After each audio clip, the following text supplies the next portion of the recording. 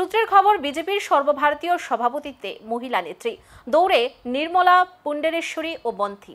বিজেপির সর্বভারতীয় সভাপতি পদে আসতে চলেছে রদবদল। জেপি নাড্ডার পরিবর্তে কে হবেন পরবর্তী সর্বভারতীয় সভাপতি, তা নিয়ে রাজনৈতিক মহলে জোর জল্পনা। গুঞ্জন অনুযায়ী এবার দলীয় সভাপতির দায়িত্ব কোনো মহিলা নেত্রীকে দেওয়ার কথাই ভাবছে শীর্ষ নেতৃত্বরা।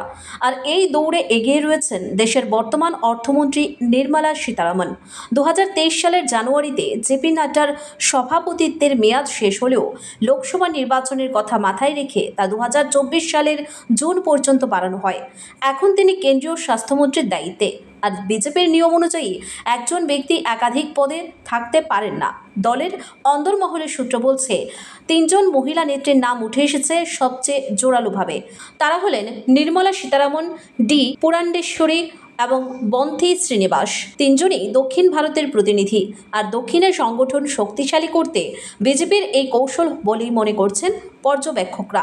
নির্মলা সীতারামন বর্তমান কেন্দ্রীয় অর্থমন্ত্রী, এর পাশে প্রতিরক্ষা মন্ত্রী হিসেবেও কাজ করছেন। সংঘ পরিবারের সঙ্গে সুসম্পর্ক আছে। দলে অভিজ্ঞতা ও নেতৃত্বের দিক থেকে প্রথম সারিতে তিনি। ডি পুণ্ডেরেশ্বরী অন্ধ্রপ্রদেশের প্রাক্তন বিজেপি রাজ্য সভাপতি, বহু ভাষায় দক্ষ, জাতীয় ও আন্তর্জাতিক রাজনীতিতে সক্রিয়। সম্প্রতি অপারেশন সিন্দুর নিয়ে বৈশ্বিক বার্তা দিতে গঠিত প্রতিনিধি দলের সদস্য ছিলেন। বন্থি শ্রীনিবাস তামিলনাড়ুর বিধায়ক। বন্থি শ্রীনিবাস আইনজীবী থেকে রাজনীতিতে এসেছেন। বিজেপি মহিলা মোর্চার সর্বভারতীয় সভাপতি হিসেবে দায়িত্ব পালন করেছেন। বর্তমানে দলের কেন্দ্রীয় নির্বাচন কমিটির সদস্য। তবে যেই হন না কেন, বিজেপির সর্বভারতীয় সভাপতির নাম চূড়ান্ত করতে আরএসএস এর সম্মতি অপরিহার্য। শোনা যাচ্ছে মহিলা সভাপতির সুপারিশও এসেছে আরএসএস এর তরফ থেকেই।